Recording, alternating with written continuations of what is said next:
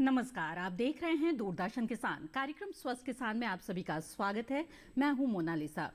दोस्तों, माँ और माँ की ममता को हम सभी काफी अहमियत देते हैं, लेकिन अगर बात करें माँ के दूध की तो हमारे देश में स्तनपान की स्थिति बहुत ही चिंताजनक है। चिंताजनक इसलिए कि हम में से बहुत से लोग इस पर ध्यान नहीं देते, फिर चाहे जानकारी और जागरूकता की कमी हो या फिर कुछ और।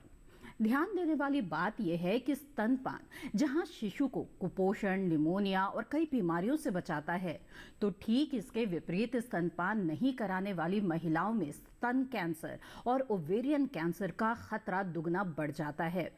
ऐसी बहुत सी बातें हैं जिन्हें आज समझना बहुत जरूरी है।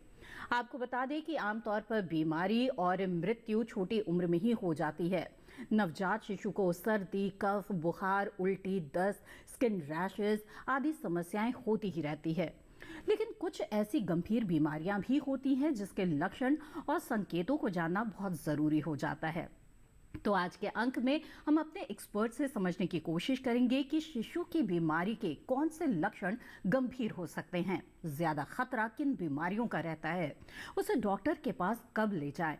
ये भी समझने की कोशिश करेंगे कि सुरक्षित प्रसव के बाद स्तनपान कराना क्यों जरूरी होता है।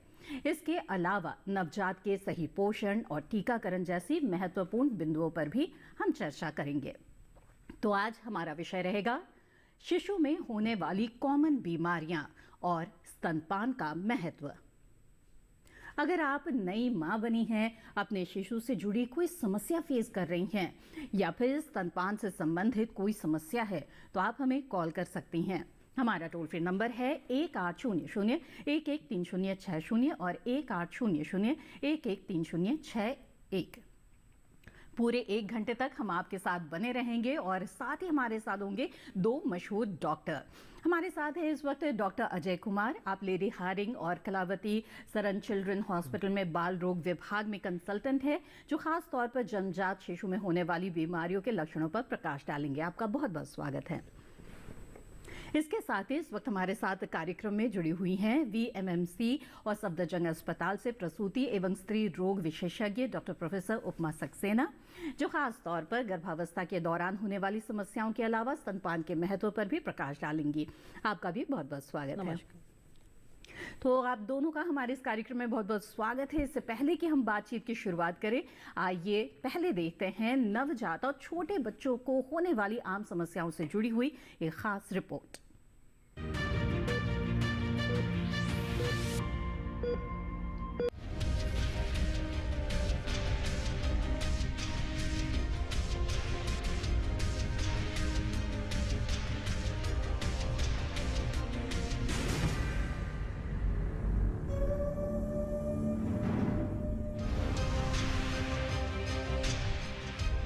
ब्रह्मांड। इस ब्रह्मांड में एक नियम है। इसी नियम से हम और आप सभी जुड़े हुए हैं, क्योंकि ब्रह्मांड और गर्भ दोनों में द्रव्य भी है और ऊर्जा भी है।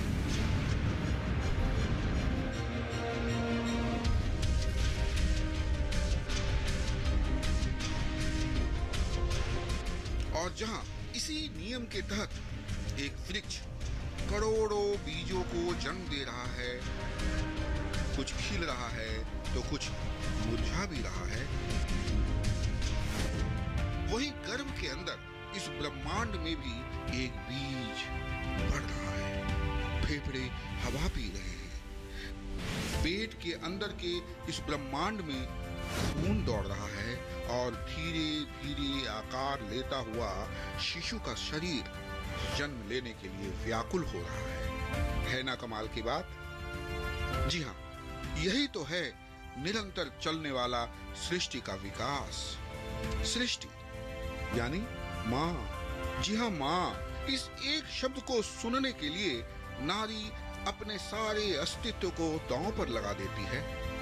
नारी अपने कोरे कुंवारे रूप में जितनी सलोनी दिखती है, उतनी ही सुहानी वो विवाहिता होकर भी लगती है।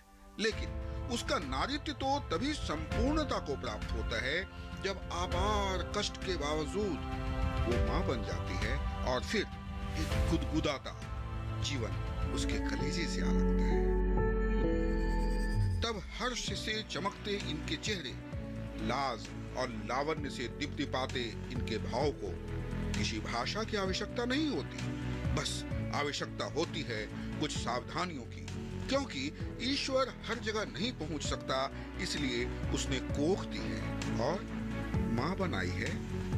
जी हाँ, किसी महिला को माँ के दर्जे तक पहुंचाने वाले 9 महीने काफी महत्वपूर्ण होते हैं। इन्हीं 9 महीनों के दौरान जहाँ माता की पेट में शिशु को कोमल नाल के जरिए माँ की ही श्वास से श्वास मिलती है, इसलिए जरूरी है जानकारी और जागरूकता की, क्योंकि गर्भधारण के दौरान इन्फेक्शन, असुरक्षित गर्भपात या फिर ब्लड प्रेशर जैसी वजहों से हर साल जन्म देते समय तकरीबन हजारों महिला या नवजात शिशु या दोनों की ही मौत भी हो जाती है। बता दें, भारत दुनिया का पहला ऐसा देश है जहां सुरक्षित मातृत्व दिवस मनाया जाता है, क्योंकि महिलाएं किसी भी समाज की मजबूत स्तंभ होती हैं। तो बच्चे होते हैं देश के भावी भविष्य। ये भविष्य है सेहत के 7 रंगों का, जो जोड़ता है हर नौनिहालों को स्वस्थ जीवन से।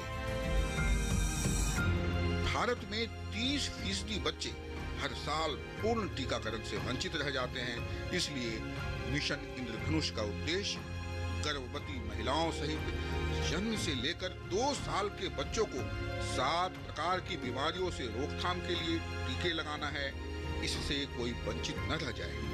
गांव और कस्बे के लोगों को जागरूक किया जाता है। मिशन इंद्रधनुष के तहत 0 से 2 वर्ष के बच्चों का टीकाकरण आंगनवाड़ी क्रमांक 2 में। हम मिशन इंद्रधनुष के बारे में जानकारी देने के लिए पहले एक ड्यू लिस्ट तैयार करते हैं, जिसके हिसाब से हम जिन बच्चों को टीके छूट जाते हैं या जिनको लग नहीं पाते, उन्हें सबको ड्यू लिस्ट बनाकर और उनको बुला कर लाते हैं घर घर जाकर।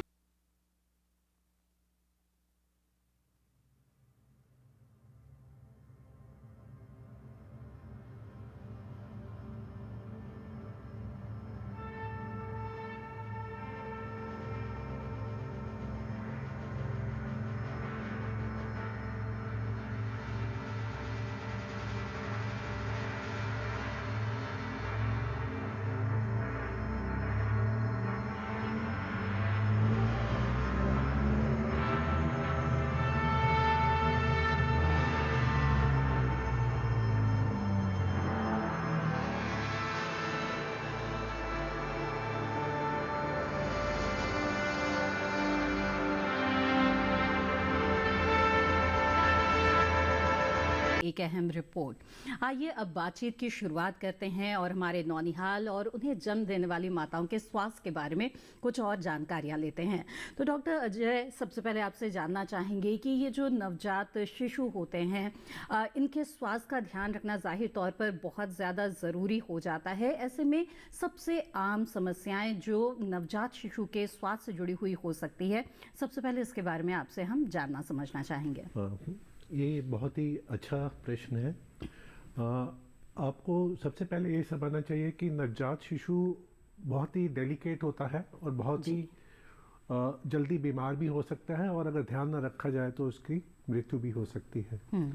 तो अगर हम देखें कि हमारे देश में जो 5 से कम की जो मृत्यु की दर है वो काफ़ी ज़्यादा है, और उसमें से ज़्यादातर जो उसका हिस्सा है वो 1 साल से कम उम्र के बच्चों का है जी। और उससे भी ज़्यादा हिस्सा 1 महीने से छोटे बच्चों या पहले हफ्ते में जो बच्चे होते हैं उनको काफ़ी रिस्क रहता है मृत्यु होने का या बीमार होने का जी। एक नवजात शिशु में जो ज़्यादातर समस्याएं जो होती हैं वो माँ से रिलेटेड होती हैं कि माँ कमज़ोर है, उसको न्यूट्रिशन अच्छा नहीं मिला, खाना पीना अच्छा नहीं मिला, तो बच्चा समय से पहले या कम वजन का होता है जी।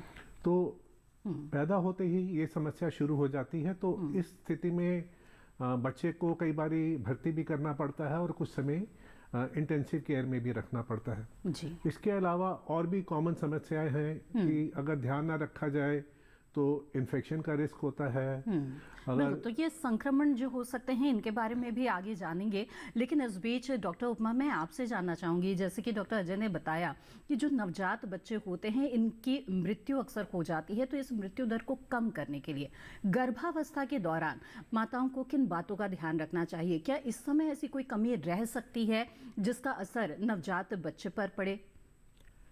इसके लिए बहुत ज़रूरी है कि जो ही माँ जब प्रेगनेंसी वो कंसीव करे, मतलब बच्चा ठहरे, उसी समय से ही उन्हें शुरू से दिखाना चाहिए। जी। और आजकल सरकार ने बहुत जगह खोली हुई है जहाँ के वहाँ के वो अपनी केयर कर सकती हैं, और सारी रिपोर्ट्स भी जो हम कराते हैं, जांचें, वो भी सरकार की तरफ से मुफ्त हैं। अगर ठीक शुरू से ही माँ जन्म से पहले और जन्म के बाद अपनी पूरी केयर करेगी, अपने को दिखाएगी, तो बच्चा भी स्वस्थ पैदा होगा। जी। क्योंकि जो उसके टाइम, एक प्रेगनेंसी के टाइम एंटीनेटल में मदर को कभी बार बीपी हाई हो जाता है माँ का, जी। तो इस बहुत जरूरी होता है कि वो ढंग का बीपी चेक कराती रहे। अगर उस बीपी होता है तो उसका ट्रीटमेंट करवाए, और ढंग से खान पीन का स्पेशली ख्याल रखे। हमारे हिंदुस्तान में अभी भी 60% महिलाएं अनीमिया, जबकि खून की कमी से जी। ग्रसित रहती हैं, तो उनके लिए बहुत जरूरी है कि वो आयरन की गोलियां, जो हम कहते हैं कि यूजुअली हम 16 हफ्ते के बाद बोलते हैं कि उन्हें आयरन की गोलियां खाएं। और आयरन की गोली के अलावा सबसे इम्पोर्टेंट उनके लिए ये है कि खान पान, लोहे की कढ़ाई में खाना बनाएं, और जब आयरन की गोली खानी तो सवेरे खाली पेट खाएं, खाने के बाद नहीं खाएं। और अगर उसके साथ उनको प्रॉब्लम हो रही है, कुछ दिक्कत हो रही है, अगर वो खाली पेट ले रही है, तो खाने के बाद खाएं, पर नियम से खाएं। जी। क्योंकि अगर वो नहीं खाएंगी तो उनका खून जो है कम हो जाएगा, जिससे बच्चे पे भी असर पड़ता है। बिल्कुल, यानी कि गर्भावस्था के दौरान इन बातों का ध्यान रखना बेहद ज़रूरी है। नियम से दवाइयों को लेना, खाना खाना, ये तमाम चीज़ें जो है, और पौष्टिक आहार लेना बेहद ही ज़रूरी है गर्भस्थ शिशु के लिए।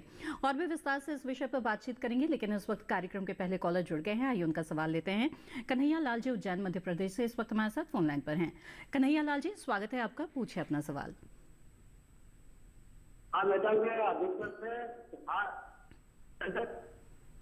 कन्हैया लाल जी, आपकी आवाज हमें साफ साफ नहीं मिल पा रही है, आपसे गुजारिश है कि कृपया नेटवर्क क्षेत्र में आकर बात करें। जी बताइए।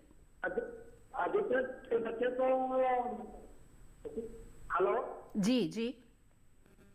आदित्य के छोटे बच्चे को पोलियो की शिकायत क्यों होती है? क्या उनके उपचार के लिए हमें क्या करना होगा? छोटे बच्चे के उपचार के लिए, छोटे बच्चे को किस समस्या के बारे में आप जानना चाह रहे हैं? हाँ जी जी जी, उसके उपचार के लिए हमें क्या करना? जी डॉक्टर अजय, अगर आप आपके लिए कह रहे हैं, क्या कह रहे हैं? उपचार के लिए, छोटे बच्चे के उपचार के लिए क्या है? देखिए, अगर बच्चा नॉर्मल है, छोटे बच्चे के तो पोलियो से जुड़ी समस्या के बारे में जानना छोटे चाहते हैं बच्चे कि पोलियो। जी। छोटे बच्चे में पोलियो की शिकायत तो संभव नहीं है। हो सकता है उसको कोई और समस्या हो। जी। और जो न्यूबॉर्न है उसकी समस्या में मेन तो है कि उपचार की जरूरत नहीं है, सिर्फ माँ को अपना दूध पिलाना है। बाकी कोई दवाइयों की ऐसी कोई खास जरूरत नहीं। हम कई बारी मल्टीविटामिन और विटामिन डी की ड्रॉप्स और कैल्शियम लिखते हैं और वो ले सकते हैं, और वैसे अगर बच्चा नॉर्मल है तो और कुछ करने की जरूरत नहीं है। ठीक। डॉक्टर अजय, आप छोटे बच्चों में होने वाले संक्रमण के बारे में भी बता रहे थे, जानना चाहेंगे कि किस तरह के संक्रमण हो सकते हैं, और खास तौर पे जो बदलता मौसम होता है क्या उसका भी असर पड़ सकता है? तो ऐसे में क्या विशेष ध्यान रखें? अगर बच्चा बहुत छोटा है तो कोशिश करें कि उसको उसकी देखभाल के समय उसको टच करने से पहले हाथ धो लें, और ख़ासतौर से जब उसकी नैपी चेंज करते हैं तो उस समय तो बहुत ही ज़रूरी है। उसको अपना दूध पिलाएं, और कम से कम लोग उसको छुएं, और केवल माँ का दूध ही दें, ऊपर से कुछ ना दें। अगर ऊपर से कुछ देते हैं तो बच्चे को दस्त लगने का रिस्क रहता है। जी। इसके अलावा जैसे जैसे बच्चा बड़ा होता है तो समय अनुसार उसका टीकाकरण कराना चाहिए।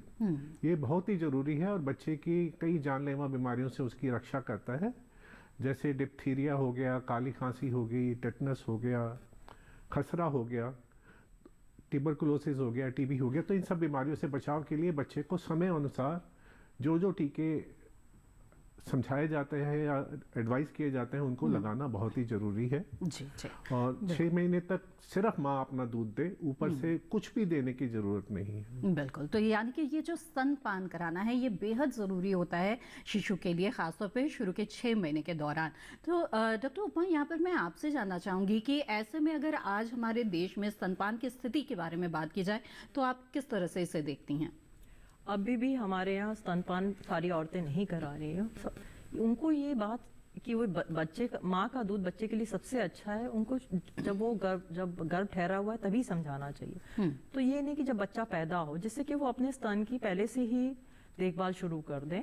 कई बार 20 हफ्ते में कई माओं को मतलब दूध या पानी निकलने लगता है स्तन से, तो उन्हें अपने स्तन साफ रखने चाहिए। और उनको जब जो ही बच्चा पैदा हो, आधा घंटे के अंदर अब बच्चे को स्तनपान कराना शुरू कर देना चाहिए। जितना माँ स्तनपान कराएगी उतना ही दूध होगा। यूजुअली जो शुरू के 2-3 दिन में पानी सा निकलता है तो माएँ वो नहीं वो पिलाती हैं और उसको कटोरी से पानी या दूसरा बाहर का दूध देती। तो वो कभी भी नहीं करना चाहिए। जितना वो स्तनपान कराएंगी वही 1-2 दिन में वो जो पानी सा जो निकल रहा होता है वो आगे जाके दूध बन जाता है।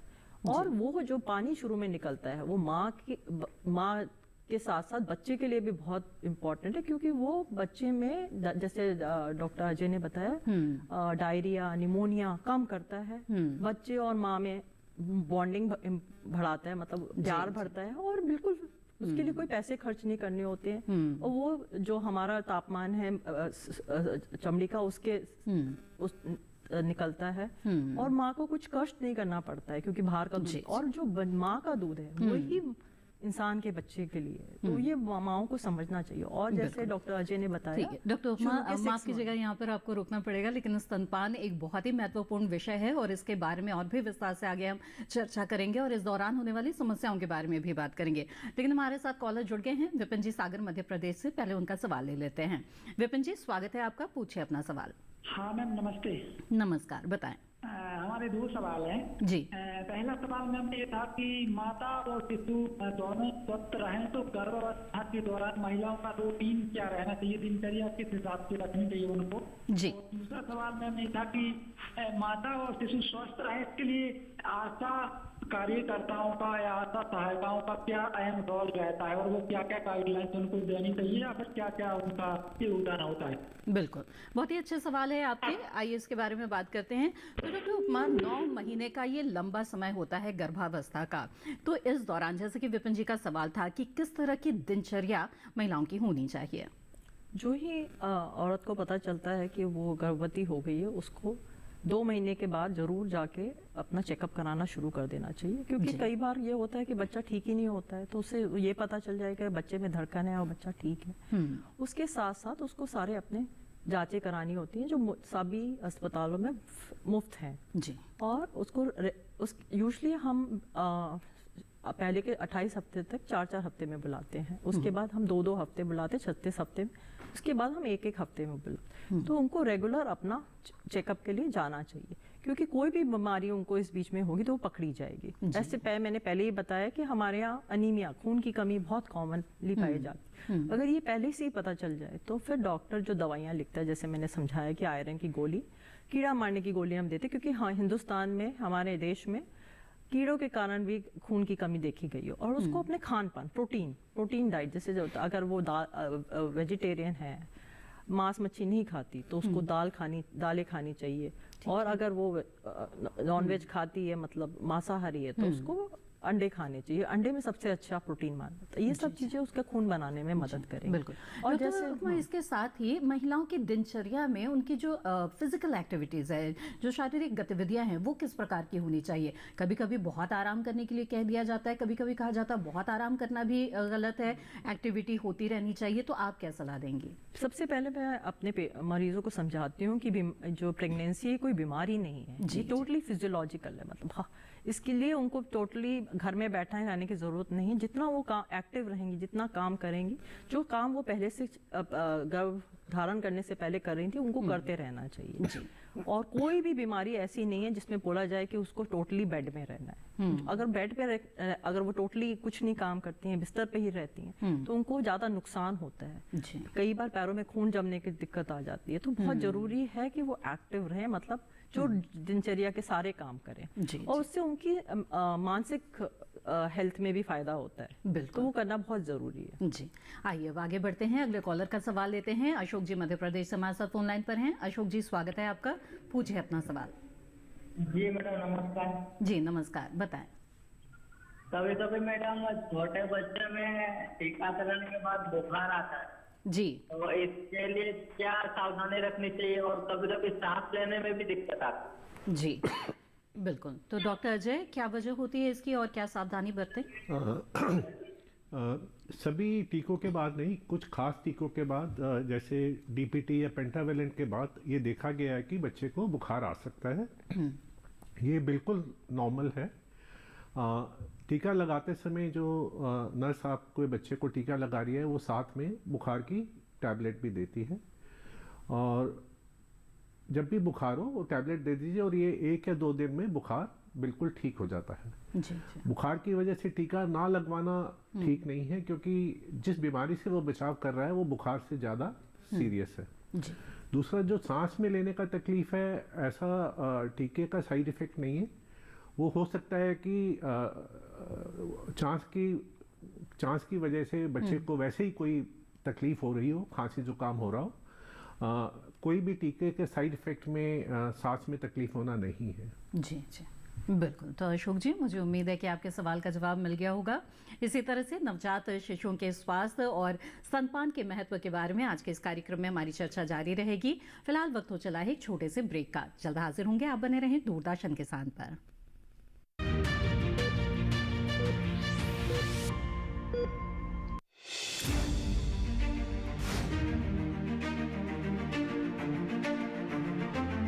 फसलों के भाव से लेकर उनकी आवक तक, पैदावार से लेकर बुआई के क्षेत्रफल तक, आयात से लेकर निर्यात तक, घरेलू से लेकर वैश्विक बाजार तक, मंडियों की सही और ताजा जानकारी पाएं। विशेषज्ञों की राय का लाभ उठाएं। देखिए मंडी खबर सोमवार से शनिवार शाम 5 बजे सिर्फ दूरदर्शन किसान पर।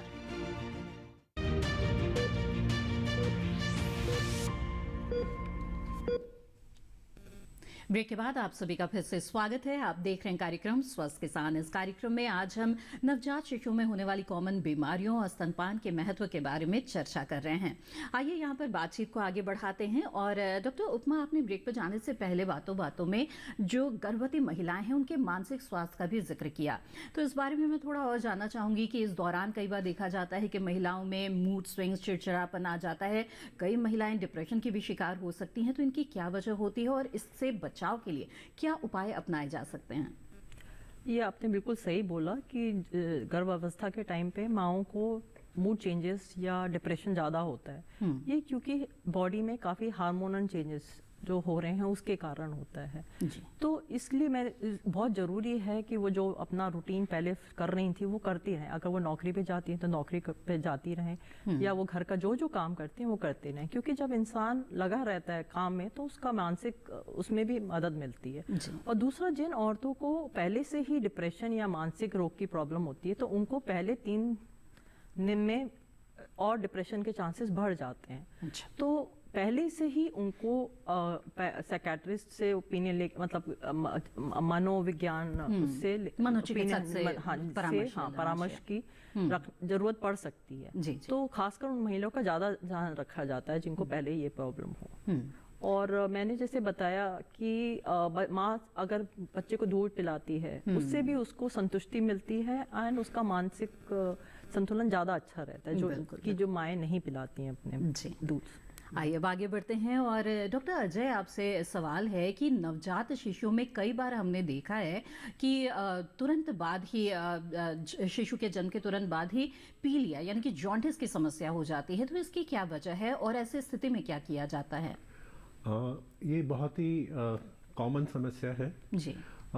देखा गया है कि ऑलमोस्ट 50% से ज़्यादा जो नॉर्मल वेट के बच्चे हैं उनको जॉन्डिस हो जाता है और 80% से ज़्यादा जो कम वजन के बच्चे हैं उनको जॉन्डिस होता है। जी। क्या करना चाहिए उससे पहले ये मैं बताना चाहूँगा कि जो गर्भधारण है उनको नहीं इस्तेमाल करना चाहिए। एक तो सबसे बड़ा जो लोग कहते हैं कि माँ के दूध से हुआ है, ऐसे कहना बिल्कुल ठीक नहीं है। माँ के दूध से जॉन्डिस नहीं होता। ये देखा गया है कि जिन बच्चों को माँ का दूध कम मिलता है उनमें जॉन्डिस की फ्रीक्वेंसी या जॉन्डिस होना ज़्यादा हो सकता है। जी। दूसरा ये बात है कि जॉन्डिस में नॉर्मली तो हम कहते हैं कि ये फिजियोलॉजिकल जॉन्डिस है जो नॉर्मल जॉन्डिस है और इसके लिए कोई इलाज की ज़रूरत नहीं है। लेकिन कुछ जॉन्डिस ऐसा भी होता है, जो पीलिया कुछ ऐसा भी होता है जो बच्चे के लिए खतरनाक हो सकता है। जैसे कि अगर पीलिया पहले दिन ही दिखाई देने लग गया या पीलिया 15 दिन से ज़्यादा चल रहा है या बच्चे के पाम एंड सोल्स जो हथेलियां हैं और पाँव के तलवे हैं वो भी पीले नज़र आ रहे हैं या बच्चे को दूध पीने में कोई तकलीफ हो रही है या दौरे पड़ रहे हैं, ये पीलिया खतरनाक है और दिमाग का नुकसान कर सकता है। तो ऐसे बच्चे को फौरन अस्पताल में ले जाना चाहिए जहां हम फोटोथेरेपी या ब्लड चेंज करते हैं। बाकी मोस्टली ये देखा गया है कि जो नॉर्मल होता है वो उसमें कुछ नहीं करना, बल्कि माँ को कहें कि और ज़्यादा अपना स्तनपान कराएं और धीरे धीरे वो पीलिया कम हो जाता है। बिल्कुल। तो शिशु का जो वजन होता है वो भी काफ़ी महत्वपूर्ण होता है और जन्म के बाद ही नहीं बल्कि गर्भस्थ जब होता है तभी से। तो डॉक्टर मैं आपसे जानना चाहूँगी कि कई बार हमने ये भी देखा है कि जो गर्भवती महिला है उनका वजन तो काफ़ी बढ़ गया है, पौष्टिक आहार भी ले रही है, लेकिन शिशु का वजन नहीं बढ़ता है। इससे और आगे चलकर किस तरह की समस्याएं हो सकती है और ऐसी स्थिति में क्या करें? जो ऐसे शिशु को हम लो बर्थ वेट कहते हैं, मतलब जिनका वजन कम है। यूजुअली हमारे हिंदुस्तान में 2.5 किलो से कम अगर वजन कम हो तो उसको हम लो बर्थ वेट कहते हैं। तो वो ना हो उसके लिए मैंने पहले बोला कि उनको शुरू से ही अपना चेकअप कराना चाहिए, क्योंकि हम हर बार जब माँ आती है तो उसका बच्चेदानी का साइज देखते हैं कि वो ठीक से बढ़ रहा है या नहीं। अगर नहीं बढ़ रहा है तो फिर हम अल्ट्रासाउंड करा के देखते हैं कि वज़न कितना है, पानी कितना है बच्चे में, या बच्चे में कोई और तकलीफ है या नहीं। और अगर ज़रूरत पड़ती है, अगर लगता है कि बच्चा नहीं माँ के गर्भ में ढंग से बढ़ रहा है, तो फिर हम कई बार जल्दी भी डिलीवरी करा लेते हैं। तो रूटीन चेकअप से भी इसको बीमारी को कम वजन वाले बच्चों को हम मदद कर सकते हैं। और जब बच्चा पैदा होता है, खासकर अगर लो बर्थ वेट हो, मतलब उसका 2.5 किलो से वजन कम हो, तो और बहुत जरूरी है कि वो बच्चा बहुत कमजोर होता है तो उसको माँ शुरू से ही स्तनपान 6 महीने अपना पूरा, उसके सिवाय कुछ नहीं दे, तो बच्चे को कि वो बच्चा बच जाए और आगे ठीक से ग्रो कर पाए, उसके चांसेस बहुत बढ़ जाते हैं। जी बिल्कुल। तो नवजात शिशु का अगर वजन कम है तो फिर क्या करें, इस पर भी बातचीत करेंगे। लेकिन बहुत सारे दर्शकों के सवाल ईमेल के जरिए भी आते हैं, तो आइए ऐसे ही सवाल को यहाँ कार्यक्रम में शामिल करते हैं। एक सवाल भेजा है जगजीत राणा जी ने मंडोर जोधपुर से। इनका कहना है कि मेरा नवजात शिशु है, 2 दिन से वो नींद में कभी कभी मुंह से सांस लेता है, चौंकता भी है, फिर माँ के दूध पीने के बाद स्थिर हो जाता है। क्या प्रॉब्लम हो सकती है? तो डॉक्टर अजय, आप क्या समझ पा रहे, क्या वजह हो सकती है? ये तो अभी तक जो सुना है, जो समझा है, वो मुझे तो नॉर्मल लग रहा है। बच्चों का ऐसा ही होता है कि जो चौंकना है वो अगर बहुत ही कम ड्यूरेशन का है, बहुत कम समय का है और बच्चा एक्टिवली अगर माँ का दूध पी रहा है और जी और कोई समस्या नहीं है तो ये नॉर्मल ही होगा, यानी कि चिंता की बात बिल्कुल नहीं है। चलिए अब आगे बढ़ते हैं और अगले कॉलर का रुख करते हैं। हिमांशु जी मध्य प्रदेश से हमारे साथ फोन लाइन पर हैं। हिमांशु जी स्वागत है आपका, पूछे अपना सवाल। जी हिमांशु जी।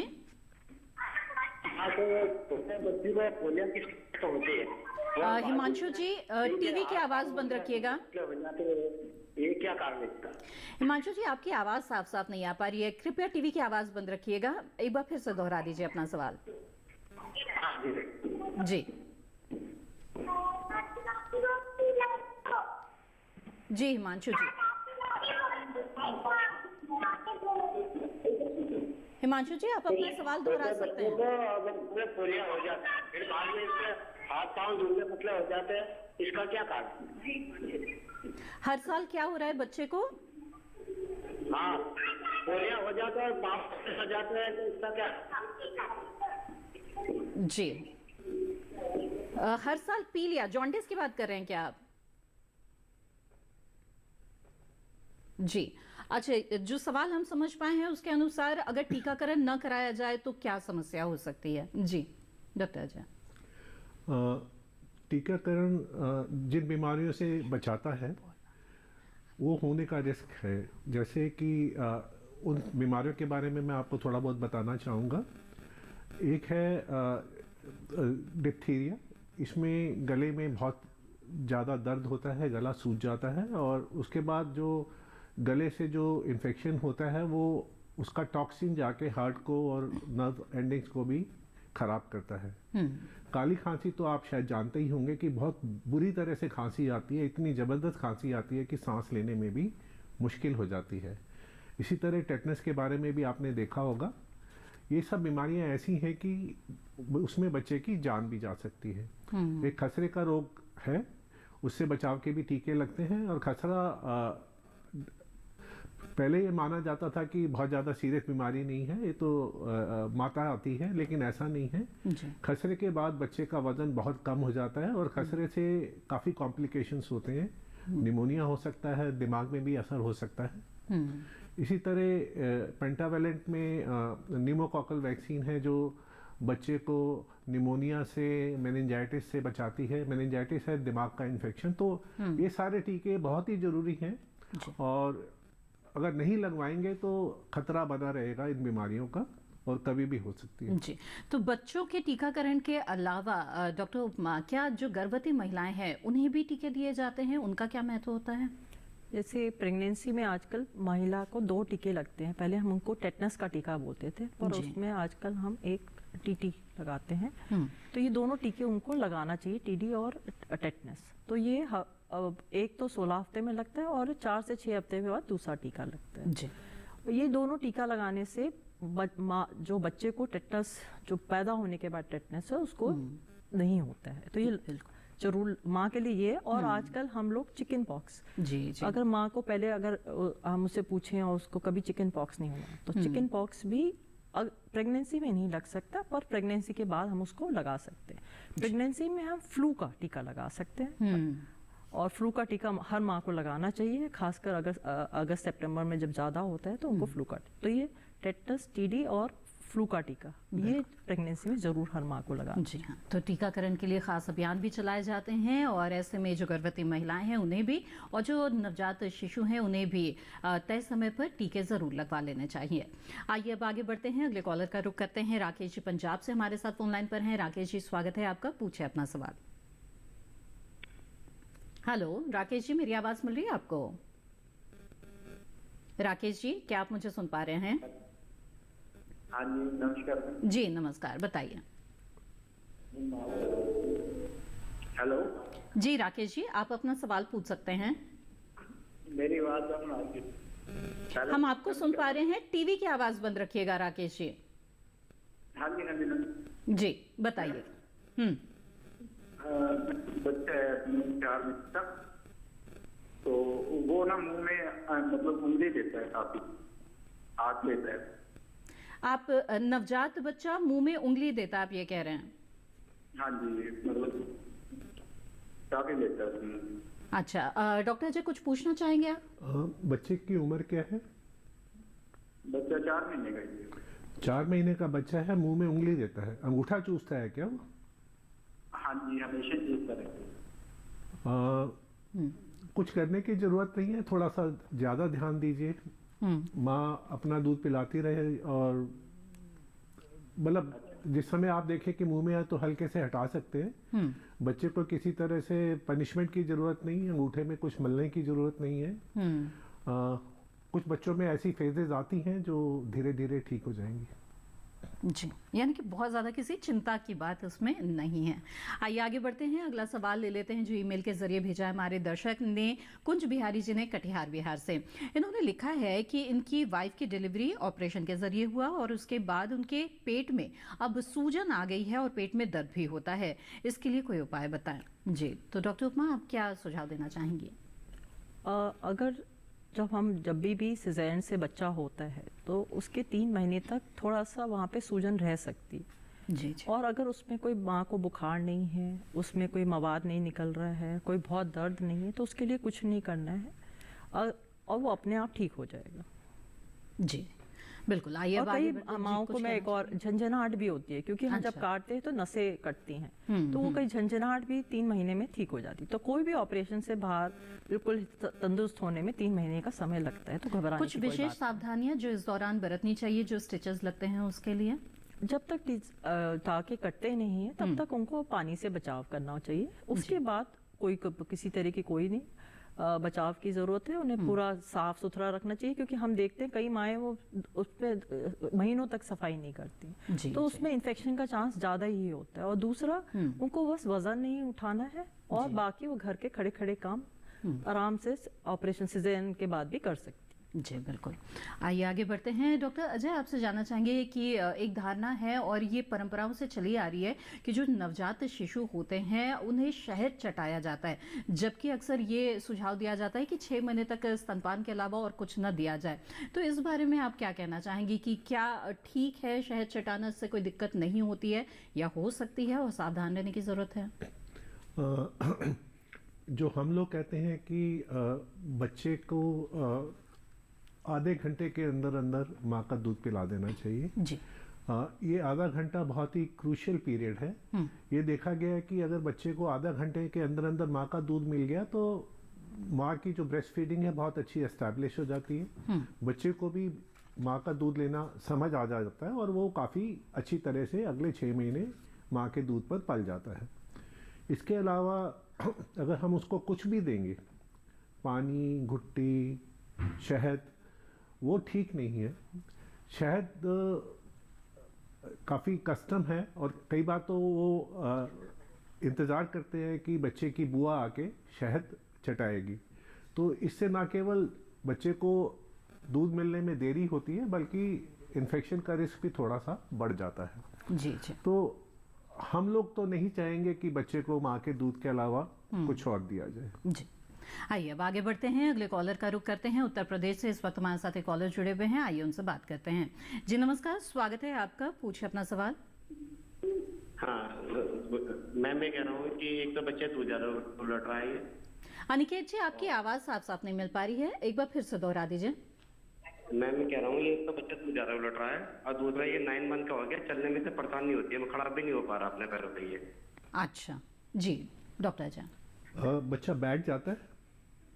नहीं, बैठ भी नहीं पा रहा है सर। ओके, तो ये कुछ समस्या लग रही है कि अगर बच्चा 9 महीने में बैठ नहीं पा रहा और पाँव पे अपना वजन नहीं ले पा रहा तो आपको किसी शिशु विशेषज्ञ को दिखाना पड़ेगा। और जो दूध पीने की समस्या है वो 9 महीने तक तो नहीं रहनी चाहिए।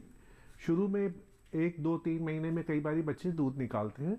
उसके लिए हम लोग जो नॉर्मली रिकमेंड करते हैं कि बच्चे को कंधे पे लगा के पीठ थपथपाएं ताकि वो डकार ले ले। लेकिन आपको आपकी समस्या, मेरे को बच्चे में कोई समस्या लग रही है तो अच्छा यही होगा कि आप किसी चिकित्सक को दिखाएं। बिल्कुल। तो अनिकेत जी, हम उम्मीद करते हैं कि आप जल्द से जल्द इस सुझाव पर अमल करेंगे और चिकित्सक से संपर्क करेंगे। इसी के साथ यहाँ पे कार्यक्रम में वक्त हो गया है एक और छोटे से ब्रेक का। जल्द हाजिर होंगे, आप बने रहें दूरदर्शन किसान पर।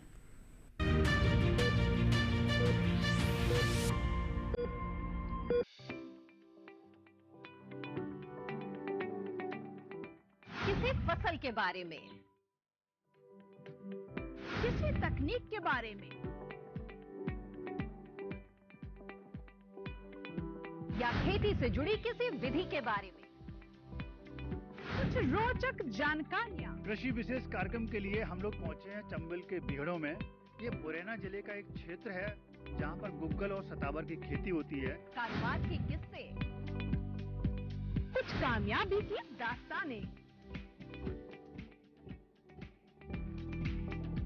देखिए कृषि विशेष में बुधवार और शनिवार शाम 7 बजे और प्रतिदिन सुबह 7 बजे सिर्फ दूरदर्शन किसान पर। कृषि विशेष बुधवार और शनिवार शाम 7 बजे और पुनः प्रसारण प्रतिदिन सुबह 7 बजे सिर्फ दूरदर्शन किसान चैनल पर।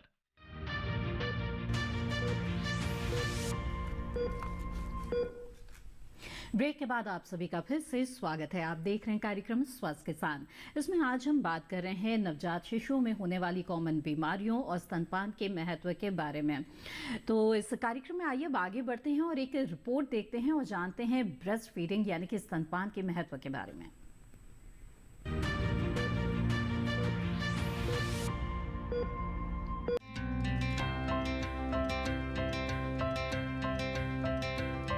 कहते हैं जिसके पास माँ है उसके पास सब कुछ है। माँ के महत्व को कई फिल्मों में भी कई बार दर्शाया गया है। जाहिर है हम सब माँ के महत्व को तो जानते हैं, लेकिन क्या हम माँ के दूध के महत्व को जानते हैं? आज के वक्त में स्वास्थ्य के लिए ये सवाल बहुत महत्वपूर्ण है। जी हाँ, माँ की छाती से चिपकता एक शिशु जब आनंद विभोर होकर मुस्कुराता है और हर 2 घंटे में जब भूख लगने का संकेत करता है, तब अपने बच्चे को स्तनपान कराने वाली माँ को जिस सुख का अनुभव होता है, उतना ही उसके अबोध शिशु को भी। लेकिन बहुत से बच्चे स्तनपान से वंचित भी रह जाते हैं और कई बार तो महिलाएं भी इधर उधर की बातों को सुनकर या फिर कहें कि जानकारी के अभाव में इसके महत्व को नहीं समझती। गौरतलब है कि भारत में कुपोषण और डायरिया शिशु के लिए बहुत बड़ा खतरा है। बता दें, जिस बच्चे को मां का दूध नहीं मिलता, दूसरों की तुलना में उसके अस्वस्थ होने की आशंका 14 गुना बढ़ जाती है। आप ये जानकर चौंक जाएंगे कि देश में जन्म लेने वाले हर 1000 बच्चों में से 40 के मृत्यु की सबसे बड़ी वजह निमोनिया और डायरिया होती है। और इसका एक कारण होता है शिशु को ठीक मात्रा में मां का दूध न मिलना। जी हाँ, सच तो यह भी है कि केवल 24.5% बच्चे जहां जन्म के पहले घंटे में मां का दूध यानी मां का वो गाढ़ा दूध जिसे अमृत कहा जाता है पी पाते हैं, वहीं 46.4% बच्चे 6 महीने तक मां का दूध पीते हैं। बता दें, नवजात शिशु में रोग प्रतिरोधक शक्ति जन्म से नहीं होती। ऐसे में मां के दूध में लैक्टोफॉर्मिन नामक तत्व होने के कारण शिशु को दूध से ताकत तो मिलती ही है, उसकी आंतों में रोगाणु भी नहीं पनपते। जी हाँ, मां के दूध में एंटीबॉडीज होती है जो वायरस और बैक्टीरिया से लड़ती है और बच्चे के लिए सुरक्षा कवच का काम करती है, उसे सुरक्षित रखती है, उसके स्वास्थ्य को सुरक्षित रखती है। गौरतलब है कि स्तनपान कराने से न केवल शिशु बल्कि मां के सेहत पर भी सकारात्मक प्रभाव पड़ता है। इससे स्तन कैंसर और ओवेरियन कैंसर का खतरा भी कम हो जाता है। जरा सोचिए, हम सभी जब इस दुनिया में आए तो पहला चेहरा अपनी मां का ही देखा है। तभी तो प्रकृति ने शिशु के लिए सबसे पहला आहार मां का दूध बनाया है। यकीनन ये स्तनपान शिशु को एक नए जीवन से जोड़ता है, शक्तिशाली और स्वस्थ समाज का रास्ता खोलता है। राजेश मिश्र, दूरदर्शन किसान।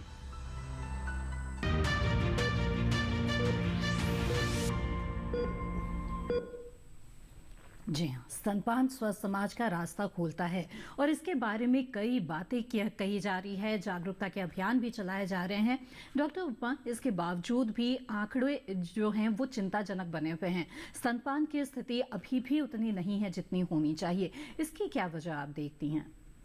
सबसे मेन कारण जिसके कारण के अभी आपने देखा कि सिर्फ 46% मतलब 40% औरतें ही पूरा 6 महीने तक सिर्फ अपना दूध बच्चे को पिला रही हैं। और इसलिए उनको इस बारे में ढंग से पता नहीं है कि बच्चे उनका दूध बच्चे के लिए अमृत समान है जी। और ये उनको जब वो गर्भ अवस्था में ही ये सब चीज़ें उन्हें समझानी चाहिए। और जो भी डॉक्टर उसको देख रहा है, उसका चेकअप कर रहा है, उसको शुरू से ही समझाना चाहिए कि जो ही बच्चा पैदा हो, जैसे डॉक्टर अजय ने बताया, बच्चा पैदा होने के आधा घंटे में ही बच्चे को माँ के स्तन से लगा देना चाहिए। और जितनी जल्दी स्तन वो शुरू होगा ब्रेस्ट फीडिंग, उतना ही चांसेस हैं कि वो 6 महीने तक अपना दूध माँ पिला पाएगी। उसके अलावा अभी अब बताया गया है आपको कि माँ का दूध है वो बच्चे के लिए सबसे अच्छा है। वो उसमें इम्यूनोग्लोबुलिन्स होते हैं जो बच्चे को निमोनिया और डायरिया मतलब दस्त और निमोनिया से बचाते हैं। और सबसे ये 2 प्रमुख कारण है जिसके कारण बच्चों की मौत 1 साल के अंदर ही हो जाती है। तो अगर माँ अपना दूध बच्चों को पिलाएगी तो वो बच्चे उससे बचा के इन दोनों बीमारियों से लड़ पाएंगे, उनमें शक्ति आएगी। और माँ के पास इतना दूध हो कि वो इतना पिला पाए तो उसके लिए जरूरी है कि वो खुद अपने खान पान का ध्यान रखे और 3 ग्लास दूध और 8 ग्लास पानी, तो या 2 लीटर पानी मैं कहती हूँ। जब तक वो ये नहीं करेगी तब तक उसका दूध नहीं अच्छा उतरेगा। और दूसरा ये भी है कि उसको कोई भी पानी या और कुछ देने की 6 महीने जरूरत नहीं है, क्योंकि जितना पानी बच्चे को चाहिए होता है उस टाइम पे वो माँ के दूध से ही खींच लेता है। अगर माँ ढंग से पानी नहीं पिएगी खुद तो फिर उसको फिर आगे कब्जी का प्रॉब्लम होती है। तो ये बहुत जरूरी है कि वो पानी 2 लीटर पानी और 3 ग्लास दूध खुद पिए, जिससे कि वो अपने बच्चे को ढंग से स्तनपान कर पाए। बिल्कुल, तो स्तनपान के बारे में और भी जानेंगे आगे। इस बीच हमारे साथ कॉलर जुड़ गए हैं, उनका सवाल ले लेते हैं। नंदस्वरूप मिश्रा जी बाराबंकी उत्तर प्रदेश से हमारे साथ फोन लाइन पर हैं। नंदस्वरूप जी स्वागत है आपका, पूछे अपना सवाल। नमस्कार सर, मैं जानना ये था जो माँ को अपना खान पान के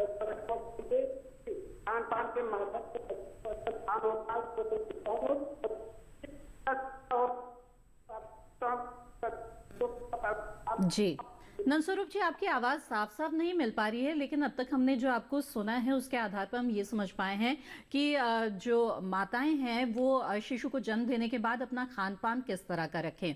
तो डॉक्टर उपमा इसके बारे में और भी थोड़ा विस्तार से बताएं कि किस तरह का खान पान रहना चाहिए, और खासतौर पर स्तनपान की भी हम बात कर रहे हैं, तो इसके लिए कि दूध अच्छा हो इसके लिए क्या करें। तो दूध अच्छा हो तो उसको एक तो संतुलित आहार खाना चाहिए। उसमें मैंने बताया 3 ग्लास दूध 8 ग्लास पानी रोज पिए, और बच्चे को हर 4-4 घंटे में माँ दूध पिलाए। और खाने में जो भी उसको पसंद है वो खाए, पर हमारे यहाँ उसको बोला जाता है कि वो घी खाए, मेवा खाए, इससे मोटापा ही बढ़ता है, दूध में फायदा नहीं होता है। तो संतुलित खाना ही बहुत है, अच्छा दूध माँ हो। और दूसरा ये है कि माँ को समझना चाहिए जितना वो अपना दूध बच्चे को पिलाएगी उतना चांसेस हैं कि उसका अपना वजन कम हो जाएगा जितना उसका गर्भावस्था से पहले था।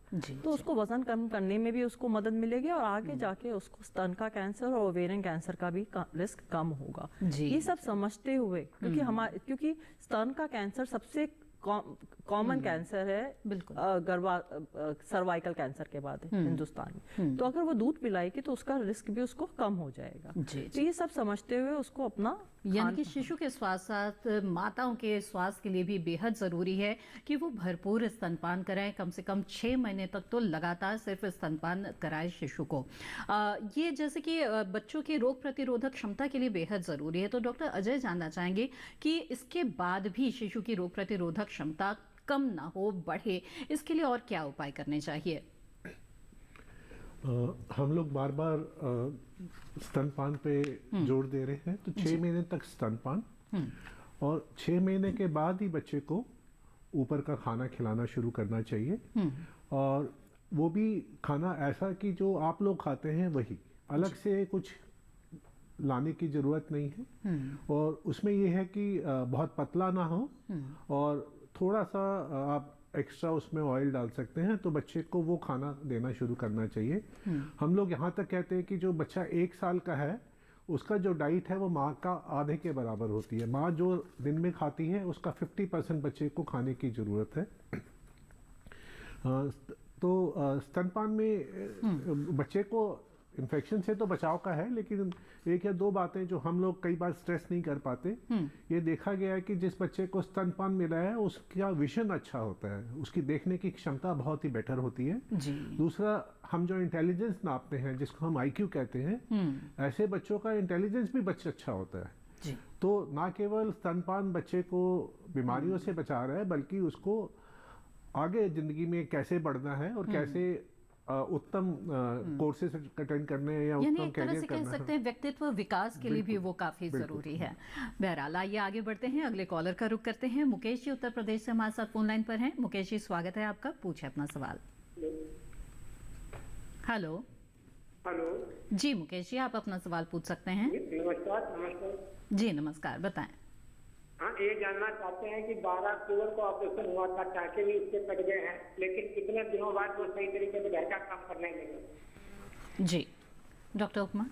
हाँ, तो आपने जैसे बताया कि उनका सिजेरियन हुआ, टाके कट चुके हैं, तो मैंने पहले भी बताया है कि एक बार टाके जब भी ऑपरेशन से बच्चा होता है तो माँ जो है टाका कटने के बाद नहाना धोना शुरू कर सकती है और घर का नॉर्मल खड़े होके काम जैसे खाना बनाना कर सकती है। भारी काम उसे नहीं करना चाहिए, जैसे वजन उठाना या कपड़े धोना।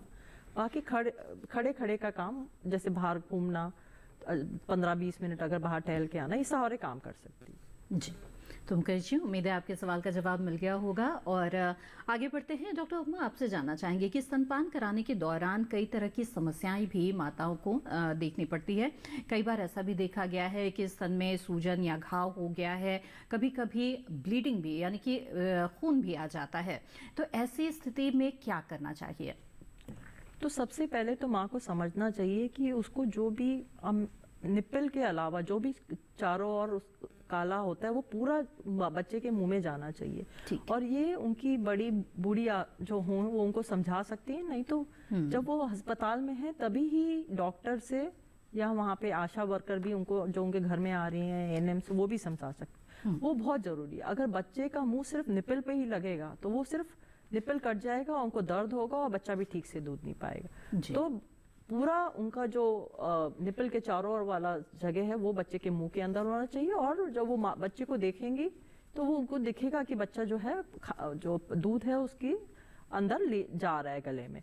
और दूसरा कि बच्चा उसका मुंह के मूवमेंट से भी उनको पता चल जाएगा कि बच्चा ठीक से लैच हो गया, जिसे हम लैचिंग कहते हैं।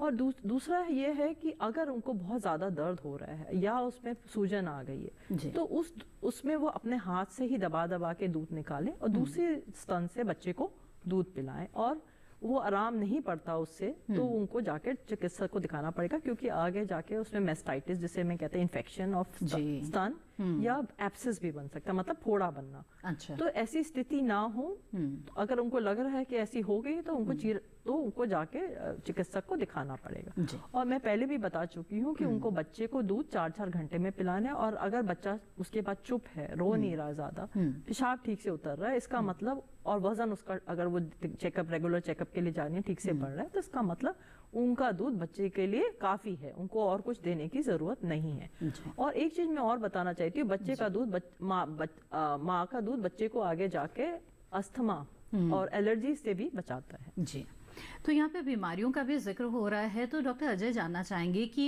एक ऊहापोह की स्थिति तब भी आती है जब कई बार माँ बीमार होती है, बुखार होता है या किसी और तरह की बीमारी होती है, तो ऐसी स्थिति में ऊहापोह की स्थिति होती है कि स्तनपान कराए या न कराए, कहीं बच्चा भी बीमार ना हो जाए। और अगर बच्चा बीमार है तो उस स्थिति में भी क्या स्तनपान कराया जा सकता है? अगर माँ बीमार है तो भी वो बच्चे को स्तनपान करा सकती है। इसमें ये होता है कि जब माँ बीमार होती है उससे पहले जो माँ के अंदर जो जीवाणु होते हैं वो पहले ही घुस चुके होते हैं, और जब माँ में सिम्टम्स आते हैं तब तक अगर माँ को इन्फेक्शन बच्चे को देना है तो वो दे चुकी होती है। लेकिन उसमें ये होता है कि तब तक माँ एंटीबॉडीज भी बनाती है, और अगर हम बच्चे को दूध देना बंद कर देंगे तो वो एंटीबॉडीज बच्चे को नहीं मिल पाएंगी।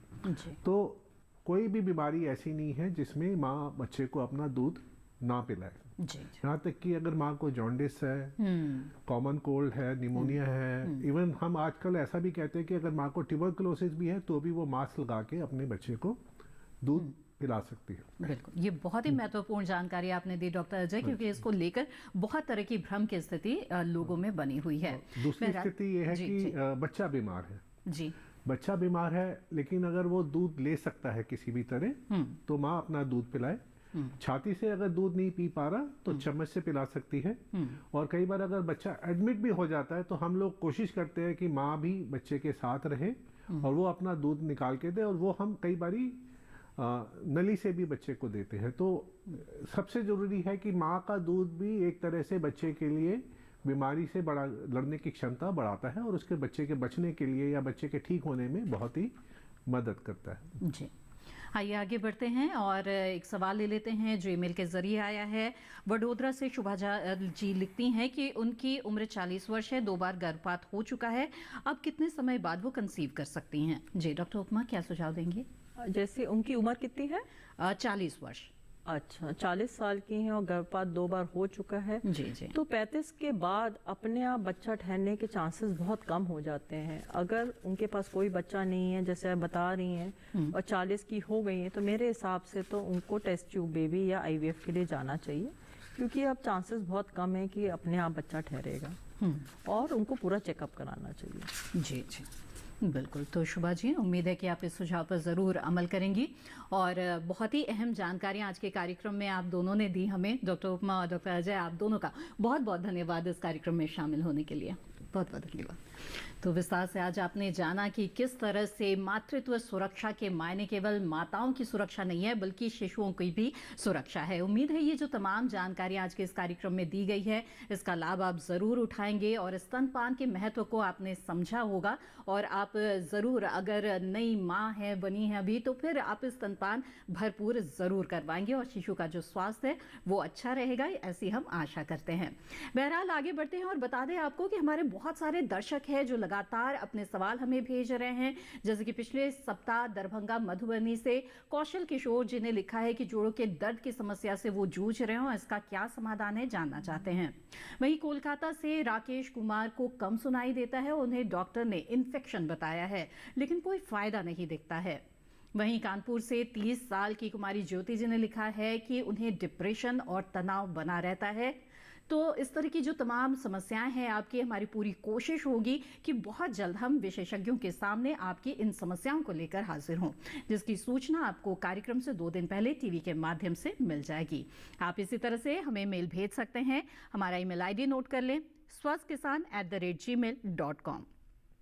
इसी के साथ आज के इस कार्यक्रम में बस इतना ही। अब अगले सप्ताह मुलाकात होगी, तब तक स्वस्थ रहें, मंगल रहें और देखते रहें दूरदर्शन किसान। नमस्कार।